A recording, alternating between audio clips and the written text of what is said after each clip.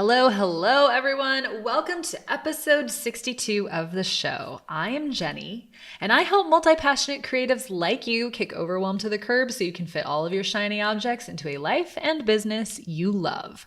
Today, I am chatting with the uber interesting Wendy Nash.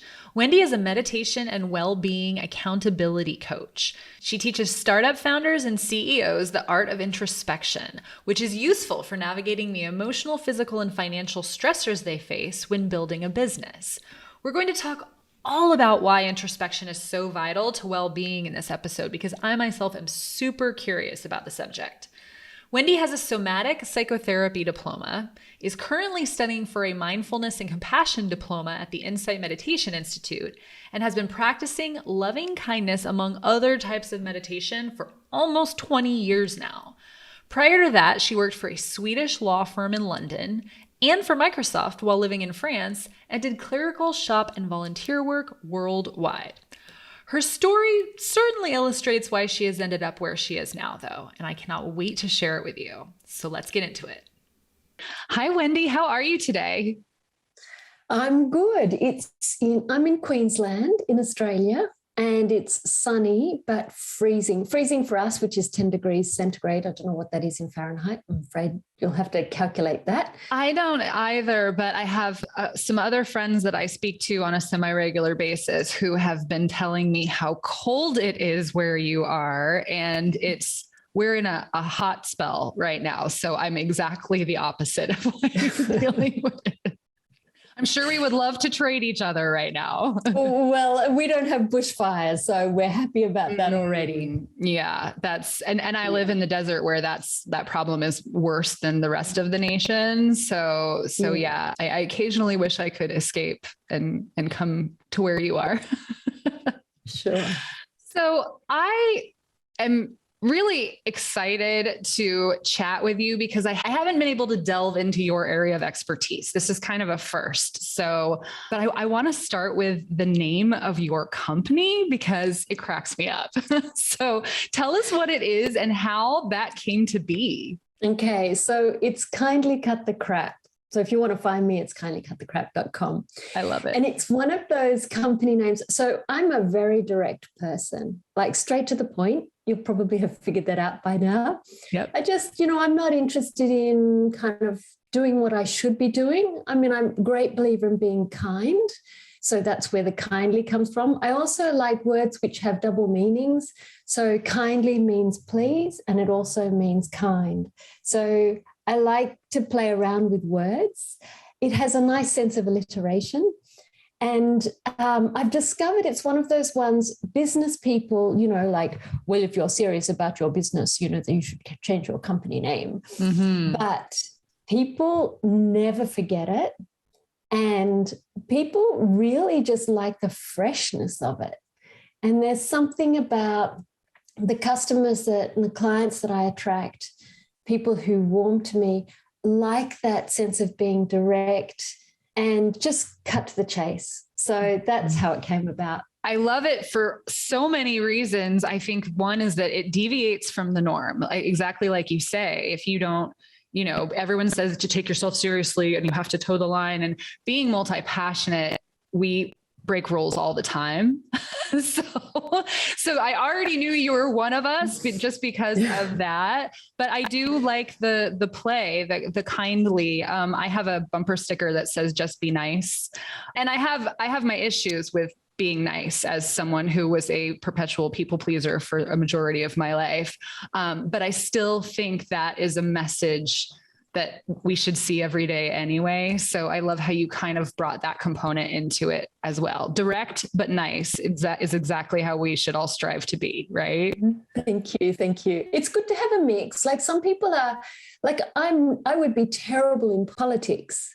Like that would just be a disaster. Like if you were to put me on the Israel-Palestine negotiations, wow, that would just explode everywhere.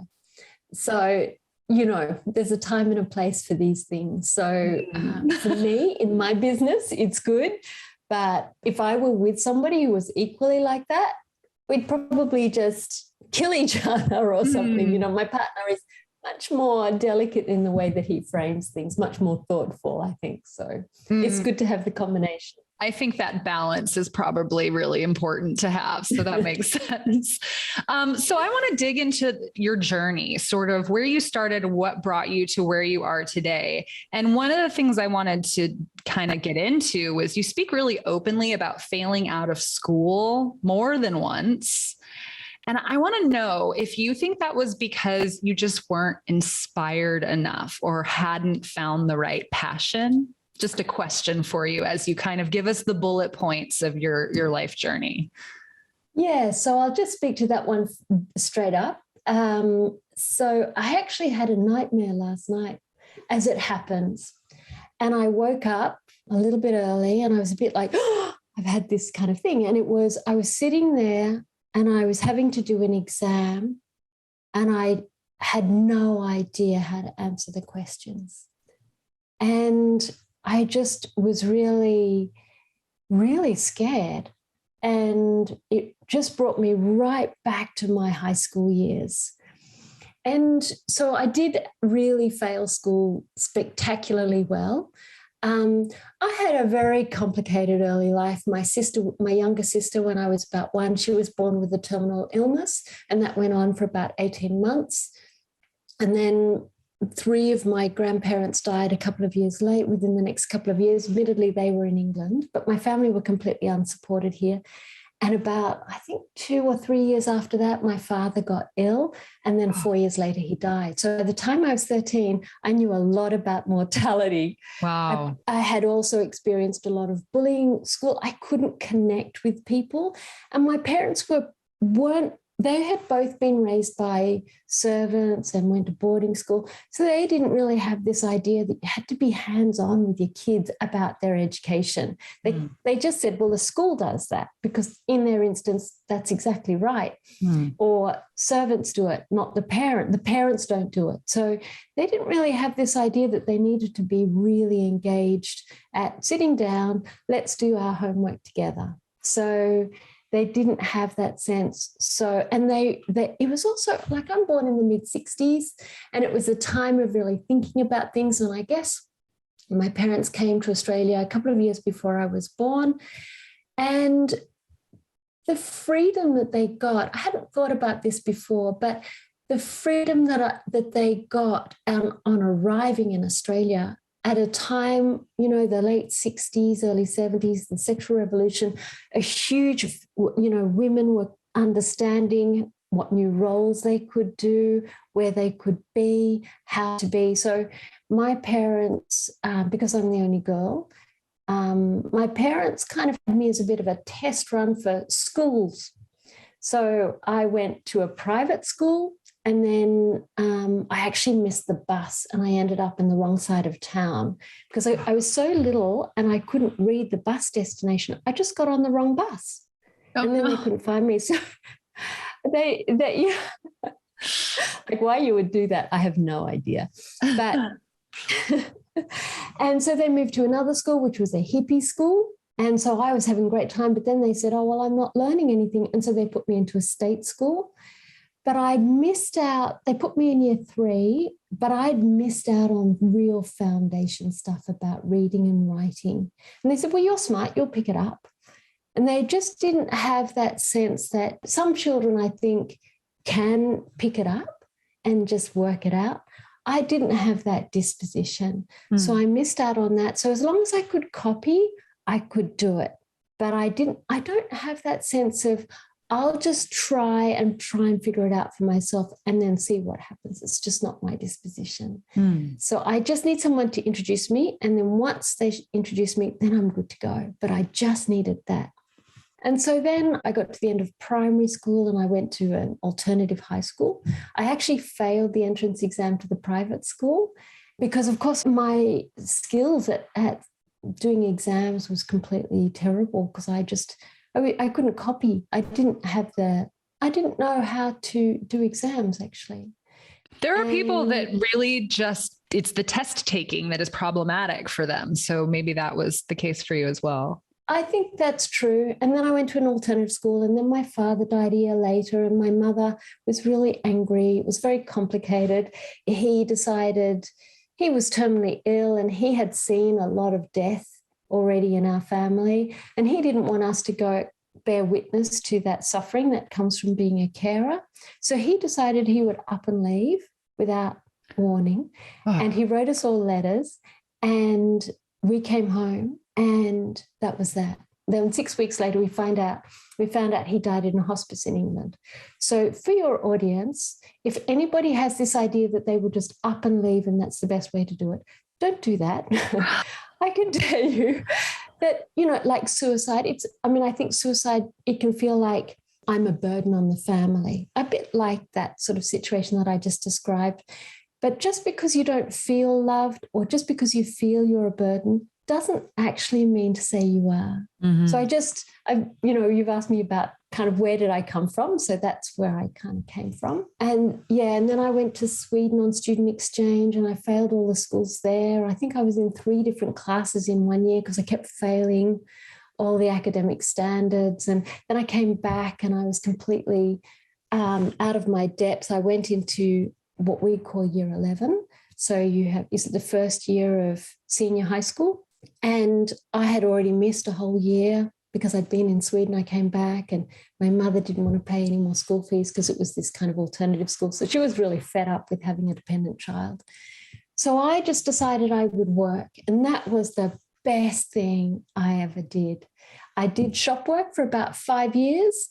And then I was sick of everything, and I wanted to find out who I was beyond this angry, bitter, hurt person, completely directionless. So I got a secretarial course. It was 1 year, got to the end, and I got on a plane.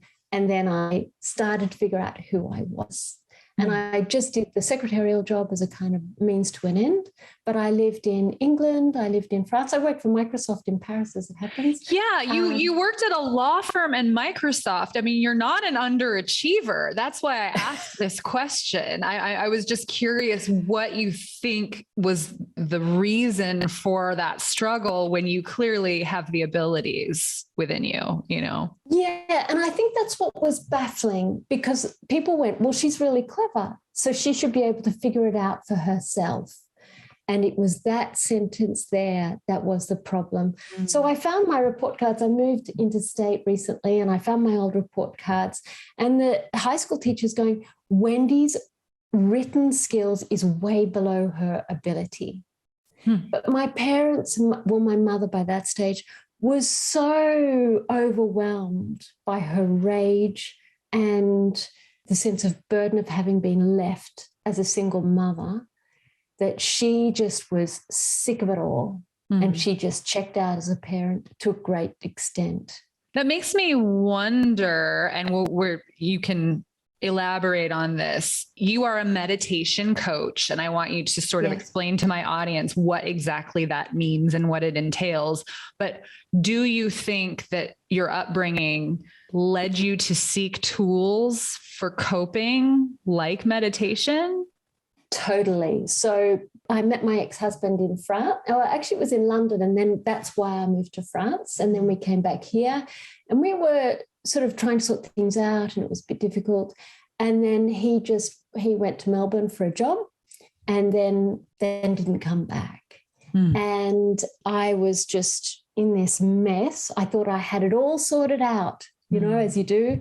Oh, no, all this past history, I've sorted it all out. I've done some work, and it all crashed and burned. And so I sat there, and I found a counsellor finally who was able to really understand what was going on.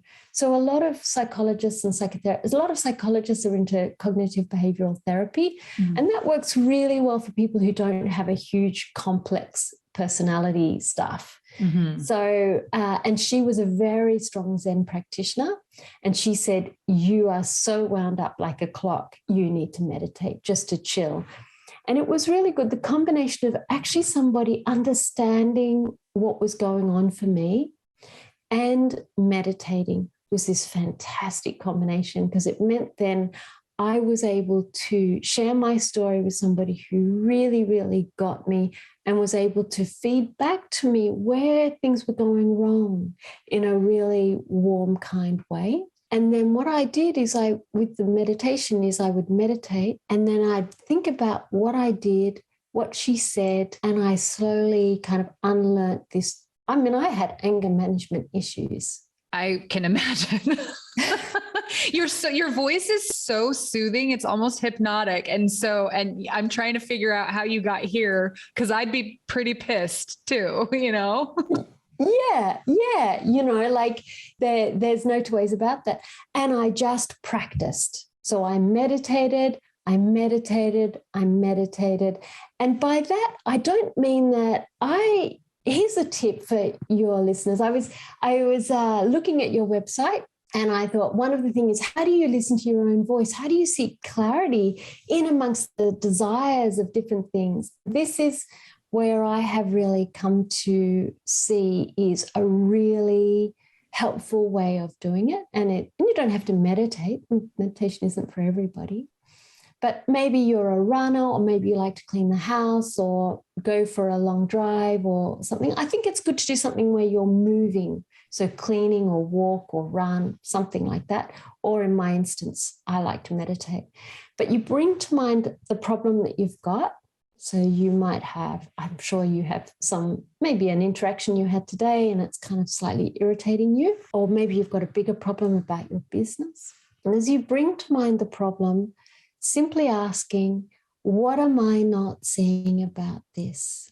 And it gives the mind something to do because it's sort of not logical. What am I not seeing about this? Well, I can't see it because so it sort of gets stuck in some kind of loop where it goes, I don't understand that question. And that occupation is really good because the rest of the mind can come forward and go, so you're too wound up like a clock, or perhaps you're a bit harsh, or this person is a bit dodge.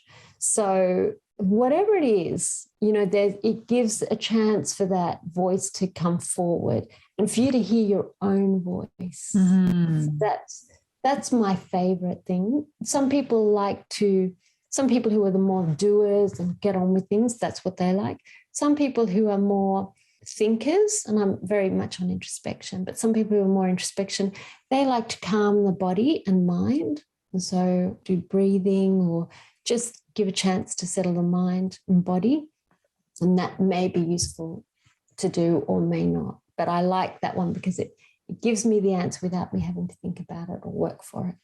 Yeah, I love that. I've read a lot about the Buddha, and so many in Buddhism of the questions that are posed to you in an attempt to help you meditate are paradoxical like that. Like your brain just goes, huh? and somehow in breaking your brain, apparently that is the way to sort of like, I'm going to use the wrong words. I tend to use active words instead of passive words. And I've been reprimanded for that in the past, but to get you to, I don't know, it's a zoning out. I'm butchering this right now, but I know what you mean by asking yourself questions that don't exactly make sense is sort of the way to get deeper insight into yourself. Yeah. Yeah. So I think what you're probably describing is the Zen practice of koans, which is so the most common one of those is what's the sound of one hand clapping? Yes. Thank you. Okay. I knew you would know. That's a Zen practice. Yeah. In the Tibetan tradition, it's called the Majjhimaka teachings, and they're really good. They really shift things. So I have this meditation practice currently. It's called a wisdom practice, not because it's about how wise am I, but wisdom is just that we see things as they are. But it's not to do with I'm a wise person because I'm so learned. It's almost the opposite. It's like I have undone all my learning. But basically everything, so you would have heard the word suffering from a Buddhist context, and people think that it's to do with a lot of pain and angst and things like that, and it can be. But basically, it's getting what I don't want and not getting what I do want. So if you think about your life and what makes you unhappy, They're the two things. And if you just meditate on, I just didn't get what I wanted. They got it and I didn't. I want that. And I didn't get it. That's not fair. Or sometimes people, if they have cancer, I don't want cancer, actually. I don't want to be sick. They got what they didn't want. Mm-hmm. Yeah. So that's a really good meditation practice. I feel like I'm diverting off into different directions. No, it's perfect. perfect because rather than actually explaining what a meditation coach is, you're just kind of demonstrating it, which is perfect. But the reason I asked that question is, I guess, do you teach people how to meditate, or do you teach people how to do other things by way of meditation? So I teach people how to set up a routine for meditation. So if people have apps, I'm all for that. If people go to the Buddha Center or find their own thing, I'm all for that. What is difficult? So you have a meditation practice? I do. Yeah. It's part of my spiritual practice. But when you were describing something you were describing earlier, reminded me a lot of reading tarot cards, because it is tapping into your intuition by way of not thinking consciously about the problem. So, yeah. Right. But most people want to meditate. They like it. They did it once and they can't keep that routine going. Mm-hmm. So what I do is I unpack what is going on there. So often I'll just get people to meditate for 1 minute a day. Like at night, they get in bed, turn your phone on to airplane mode, set a timer for 60 seconds, notice the breath moving in and out on the belly, or whether it feels on your nose or whatever it is, doesn't matter. So that's one. And then the following week, you do that for 1 week. And then the following week, you do 2 minutes. And then following week, 3 minutes. And it sounds like, well, that'd be really easy. But I've got people who are at 5 minutes and they've been doing it for 6 months. Mm-hmm. It's really because the mind is not familiar with being calm, and it has an active investment in not being calm, not letting you sit calmly. It's good. There are things it's looking to resolve, and likes to sort of go, look over there. So especially for multi-passionate people, I joke that we're squirrel brained. And so the problem, I think, is potentially worse for us than the rest of the world. But I have had a meditation practice for well over a decade, and I still do not consider myself good at it. I have to remind myself it is called a practice for a reason. So yeah, I just didn't even know that meditation coaches existed. That's why I just find you so fascinating. So how, for example, does what you do relate to getting people to stick to their exercise and weight loss goals? You know, well, there's a few things. One of them is, if you've got a cookie in front of you, you know, sometimes it's like you learn to be restrained. So, you know, when you've got the crazy mind, you sit down. How long do you meditate for every day? This morning for 20 minutes. And it was hard. Okay. At like 19, I was like, I hate it. Great. I love that. I love that honesty. I love that it was like, oh no, I just I did it. I did my 20 minutes. You know, everybody struggles, you know, there's no two ways about it. So just remind me of your question again. The exercise and weight loss goals, like I was very intrigued by that. How do you help people with that? Okay. So tell me, with your meditation practice, which is 20 minutes, tell me what have been the benefits for you about restraint. Like, did you always meditate for 20 minutes? No, I believe when I first started, I still have the book. It's called 8-Minute Meditation. So I started with 8 minutes, which now listening to you was actually a very ambitious way to begin, apparently. Very ambitious. And I mean, that's why I say, I feel like for most of my practice, I've been really terrible at it. I've had I could probably count on one hand what I consider successful meditations, but yeah. So what do you mean exactly? Like restraint in my life outside of my meditation then? So, you know, when you're sitting down and you go, oh, I must do this and I must do that. Oh yeah. And I've got to write that email to so-and-so and I forgot to call so-and-so. I should really do that. And you don't. Mm-hmm. So that it starts to give you a sense of choice. Do I need to do this now? Is this the wise thing to do at this moment? Okay. I mean, for me, it's kind of about calming that sense of everything is urgent. So that clarity and that focus, those things all kind of go together and are a struggle for people who consider themselves multi-passionate. And somehow when I find that calm, like I just went camping, and camping for me is like almost like being in meditative state for an entire weekend.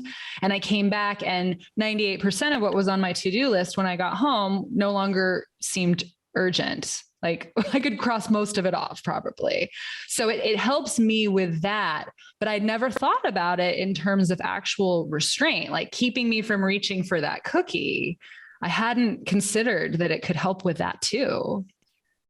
And it also helps you with going, well, what is the wise thing to do here? You know what? I notice that I'm better off when I go for my run, my exercise, whatever. I think I'll just do that. Look, meditation takes 20 minutes. So yeah, a 10-minute run. Yeah, I'll just go for a 10-minute run. So that it's like getting used to the idea that you don't have to listen to all the rubbish that goes on in your mind. And I just want to address something in your understanding about meditation. So people have this idea that meditation is about calm. Meditation is about witnessing what is going on. So the Buddha never said, don't get angry. He said, if you feel anger, there is anger, simply noticing that. Mm-hmm. So it's like you can be in an absolute rage on the cushion. Your mind can be crazy and nuts and absolutely tirading, and there's no problem with that. As long as you notice, gee, I'm in a foul mood today. I'm totally pissed off. 100%. They so did me wrong, and I want to get back at them. So that sense of I feel revenge, I desire revenge. There's nothing wrong with feeling that. You don't want to act on it. And in order to not act on it, you have to just own it and go, wow, I'm so vengeful at the moment. So, and the easiest way I find to work with emotions is just to say, I'll take vengeful. I feel vengeful. Yes, it's true. I feel vengeful. I just say that to myself, and I'm not acting out, not sort of plotting there and getting voodoo dolls or anything. And nor am I repressing it and going, there's no issue here. I'm all peace and calm. Unicorns and rainbows. Yeah, exactly. That's called spiritual bypassing. And there's a lot of it in the spiritual community where people are like, no, I'm all calm. I don't really get upset anymore. I just love everybody. It's like, that's just not human, because sometimes people do things that piss us off, So I don't know if I've digressed. Well, I feel like there's a difference between stewing in those vengeful feelings for 20 minutes on the cushion or witnessing them, as you say, which is sort of like, I've heard it said, like your thought is floating by like a cloud in the sky, and you see it and you acknowledge it, and then it just sort of goes away. That's the goal, not stewing in that anger for 20 minutes, right? No, that's right. But what do you do when your husband runs off with your best friend? This happened to Judith Zimmer Brown, very dedicated advanced practitioner, knows a lot about Buddhism. And it took her a long time to admit that if she had had a gun, she would have killed them. So, you can't just chill. Sometimes, like things happen and you are stewing in it actually. And it's like, but you don't need to act on it. And then with time, it does ease. But you've got to recognize that I am stewing here. I hate everybody. It's not fair. But there is something about being caught up in a story. And I think that's also what you're describing, where people like, oh yeah, and I've got to go to work, and I had this great idea I'm going to do this. It's literally what my meditation sounds like every day. I'm like, I need to stop and make a to-do list in the middle of it. I have to write this down. Yeah, yes. So your stock standard, like this is just the nature of it. It's just what the mind does. Yeah, I do wonder if people with many passions struggle with this more, or if it's just being human, we all have egos. Our ego does not want to quiet down. It'd be interesting to do like some research on the topic and see if it's actually worse for us. This episode is brought to you by the Multipassionate Master Plan. Your dream job is closer than you realize. Imagine waking up each morning excited to start your day. Imagine being so engaged in your work that you forget to take breaks and only wrench yourself away when nature starts calling loudly. If you've ever lost time working on something you truly love, you know what it feels like to do the work you were put here to do. And it's a far cry from that feeling of dread you get at the beginning of your work week now. If you're ready to take the plunge into entrepreneurship, but don't know which of your 1,000 ideas to choose or where to begin once you've chosen, the Multipassionate Master Plan is for you. In this 6-week group coaching program designed with squirrel brain creators in mind, you will uncover your $1 million idea and create a roadmap that eliminates everything standing in your way. And if you jump on the waitlist today, you'll get a special offer for 40% off the program cost when I open the doors next month. So is it finally time to take action? Because the only regret I hear from my entrepreneur friends time and time again is I wish I had done it sooner. If you don't want that to be you, pause this podcast, head over to jennyo'connor.com/masterplan and jump on the waitlist today. Talk to me specifically about how meditation helps entrepreneurs, because I know it can support them. That's part of the work that you do. How do you find it helping people in a situation where they're running a business and they are dealing with all those stressors? I think the hardest thing when you're starting your own business is hearing your own voice, feeling like it's calm enough to see the woods from the trees. The trees from the woods from the trees. I've never understood that phrase, so I can't actually tell you how it's said. The forest through the trees. The forest through the trees. Yeah. Okay. So we get caught up with seeing an individual tree that we forget to see that we're actually in this beautiful forest. So I think that's what it means. Okay. Yes, that makes sense. So I was at a high-tech startup weekend this weekend. You know, you get the mentors coming along and they're sitting there going, oh, well, you should do this. And what about that? And how about this? And have you thought about that? And then 15 minutes later, the next one comes along. All right, so it sounds like this and this, and, you know, but maybe you should think about that. And then 15 minutes later, okay, so if you were to flip it around completely on the other side, then what would you do? It's like, that's just coming up with a business idea. And then there's the pitches, and then the mentors come around the following day and go, right, with regarding your pitch, then, and it's just so noisy. Yes. So I think the thing is really having a chance to step back and just start to see see the storm in front of you instead of being caught in the storm. A little bit like we were saying about stewing in it, you know, like you get caught in the stories, and it's normal to be caught in stories. I think there's a lot of stuff about people being really hard on themselves because they don't have good meditation, successful meditations. It's not calm. That's what you described earlier on. Mm-hmm. And this is what people say. Well, I'm not calm. I can't meditate. My mind is crazy. But it's not about having a calm mind. It's about seeing what's there. So if you're one of the biggest issue for company failure is co-founder conflict. It's the single biggest thing. So have you ever gone into business with a friend? No, I haven't. And I have seen that happen. So that may be why I've been apprehensive about ever doing that. But doing it on your own is really lonely. Like you can't figure out, like, where do I get my marketing information from? And who do I seek out for, you know, and who do I play around with the ideas with? And what do you think I should do here? Like that side of thing. And if you want that advice, you've got to pay for it. So that's the other side. So then how do you decide which business advisor is going to be good, which marketing person? You know, there's so much con artists that are sort of giving their idea. They're very good at the spiel, but they're not so good at the content. So how do you sift through all that noise? And I think that meditation can really help with just starting to take a step back and see what's there. So, but with co-founder conflict, there's something going on. So I was speaking with a client this morning. He's got a co-founder who's really difficult. He has a narcissistic personality. My client knew that when he walked in with him, but now it's causing a lot of problems because this guy has no capacity to self-regulate, actually. And so he comes out and he's aggressive, and then people back chat him, and he feels undermined by the staff. They don't respect him, but that's because he's not actually speaking kindly. So I used to be really angry. So I know how hard it is to change that habit, to feel entitled to lash out.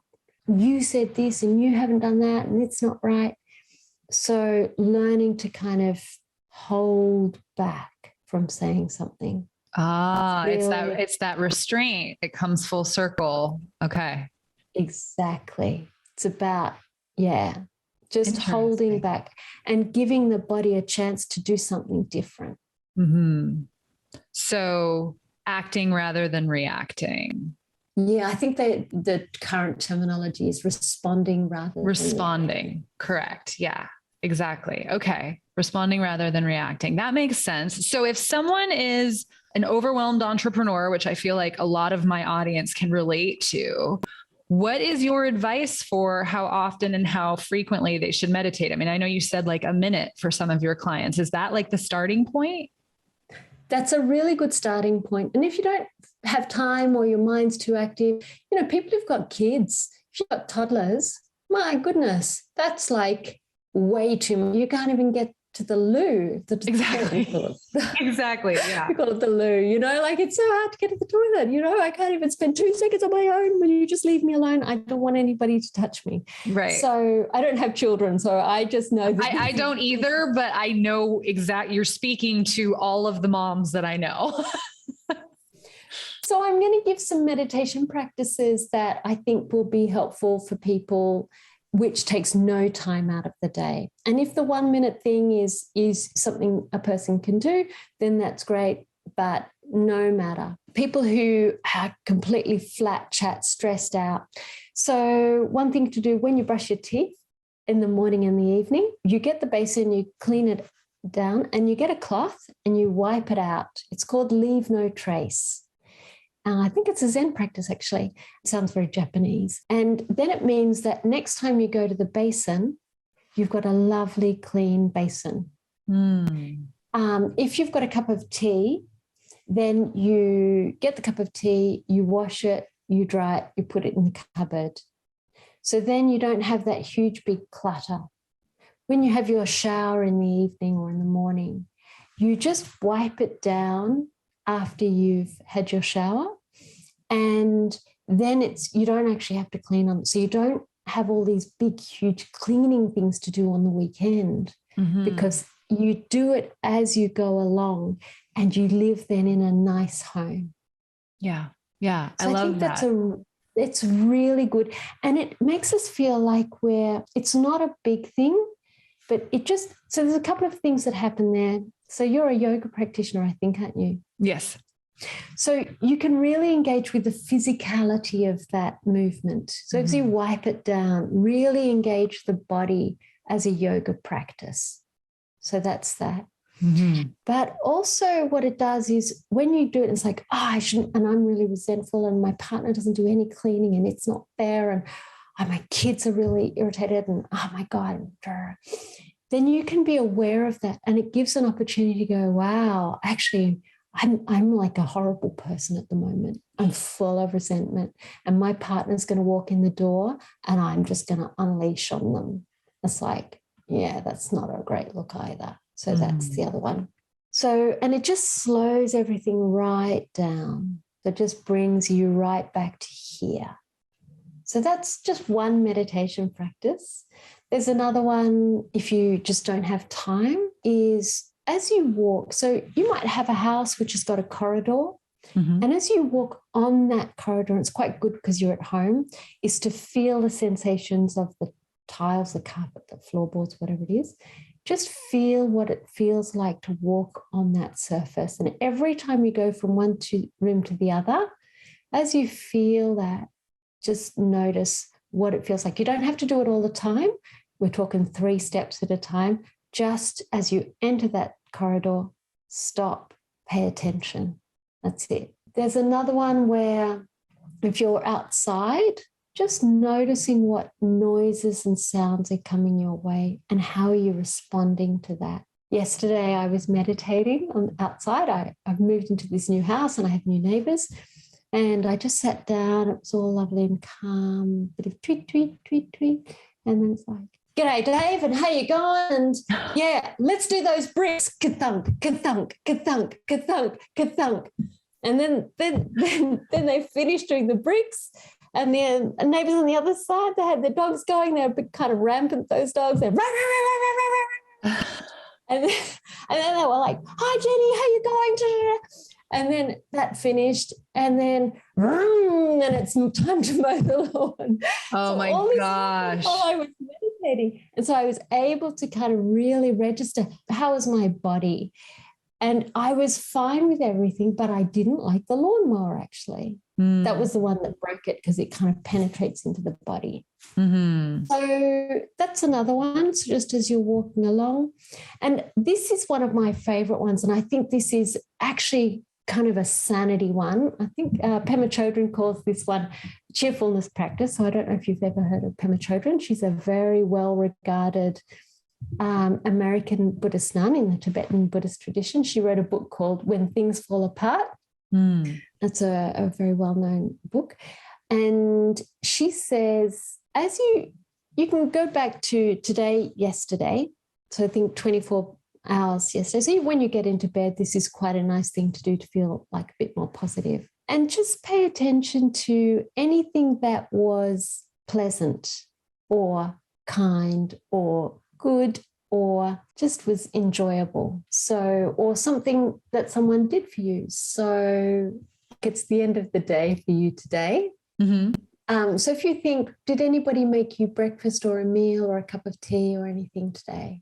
No, but something really great. It was an email I received, like that would be what today's gratitude would be about. So yeah. So I'm a bit funny about the gratitude practice because it feels like it's more doing, I have to be really grateful for this wonderful thing that someone has done. But instead, if you go, wow, my partner did the grocery shopping and that was really nice. They took time out of their day to think about what foods I like. Or a friend rang you up and just wanted to share something with you, quite painful, that she was willing to come forward to you and just go, I'm having a really bad time and I just needed someone who would listen. Mm-hmm. So this is like an act of generosity on their part and a kind of a gift. Mm-hmm. Somebody's taken their time out of their day to think of you and just so you can appreciate that. Yeah. So that's the last one. So if you spend your day going back through the whole day and thinking, oh, wow, like my partner made breakfast this morning. He likes to give me things that make me happy. He thought about what I would like for lunch. Mm-hmm. He will buy some groceries on the way home because he works near shops and I don't. So he also attended to all the plants to make sure they're all beautiful. He watered them. He makes sure they're really looking good. Lots of things like that. I just think it's so fantastic because I hear time and again, like, I can't meditate. I would love to have a mindfulness practice. I can't meditate. You just offered up so many fabulous alternative, like the walking down the hallway thing. I'm absolutely adopting into my life because it's a tile hallway and it's very cool in the hot summer. And I just think that that's something I could really like ground into, you know, when I'm walking from room to room. So that's just great. I've never even heard of that suggested before. So you are clearly good at what you do. I have so many more questions. I feel like this is bring you back later and talk about all of those things kind of situation. But out of respect for your time, I would love for you to wrap things up by sharing how my audience can find out more about you. Thank you. Just before I do, there's a couple of things that I just want to say. Thank you very much for having me on and absolutely being such a warm and welcoming host. And you've asked really lovely, interesting questions and ones that are aimed to your audience. And there's a lot of thoughtfulness that's gone into that. And, it's stuff that you'll learn, but also you've really focused on what you think they would be interested in. So it's a lot of care for the audience in the way that you approach this. Thank you for recognizing that. I appreciate it. That's my pleasure. And the other thing, normally what I like to do is I just like to recognize that this is Aboriginal land. We need to know that in order to know where we're going, we need to know where we've come from. And this land is Aboriginal land. And this particular country I'm calling from is Gubbi Gubbi country. So I just want to pay my respects to the elders past and present and emerging, who really taken care of the land for 70,000 years. We have managed to trash in a couple of hundred, but that's an aside. But yeah, just to really recognize that there are people who have spent a lot of time caring, nurturing, in a deep spiritual practices on this land where I am. So I also wanted to say thank you for that. Yeah. And the address, so the website, brand new website, it now works, the contact box. I'm very excited about that. Yay. It's www.kindlycutthecrap.com. So that's really the easiest way. There's a contact box, which does work. There's also a brand new chat function in that, so people can look on that. Or I'm on LinkedIn. I try not to get too caught up in social media, just because I think one is enough. Yeah, that's actually one of the questions I wanted to ask. I just knew that we would go down a rabbit hole was about a digital detox. So maybe we'll come back and we'll have a conversation about that, because that is something I desperately want for myself. And I think for people who are pulled in so many different directions, it's probably quite useful to do something like that, because then you have a little more time to focus on your multiple different directions, right? So I respect completely that you've got your one social platform, the end. That makes a lot of sense. Yeah. If you spend a lot of time on social media, remove the app from your phone. Yeah. Just remove it. Yeah. Like that's the single easiest thing, or Uber Eats, whatever. If you find yourself overeating, remove the app from your phone. Great tip. Absolutely. It's just that, like, we call it FOMO, what am I missing, or what will people not be able to get from me if I'm not on Instagram or something like that? It's a whole thing. It's for another day. Okay. I can feel I want to get into that conversation. I know. I do too. And we will, I will have you come back on, because this was tremendously helpful. So just thank you so much for sharing your wisdom. Like I said, your voice is soothing. Like, I just feel like this was the perfect end to my day, because I'm zen by virtue of having had this conversation with you. So thank you for sharing your gift, your knowledge with me and my audience today, Wendy. I really, really appreciate it. It's been absolutely my pleasure. Thank you very much. All right. You take care, and I'll talk to you soon. All right. Look forward to it. Oh my gosh, you guys. Did you find her voice hypnotic? It was like a lullaby. Like, I'm so serene right now. I'm going to go do some yoga. It's going to be a great night. Thank you, Wendy Nash. If you guys found this content valuable, I would be over the moon if you would rate and review the show, so that other multi-passionates like you can hear these important messages about how to make a living from their passions. More people doing what they love equals a better world overall.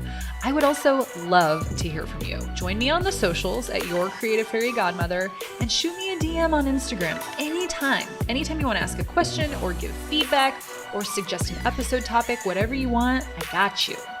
And until next time, remember that meditation is not about stopping your thoughts, but about recognizing that you are more than your thoughts and your feelings.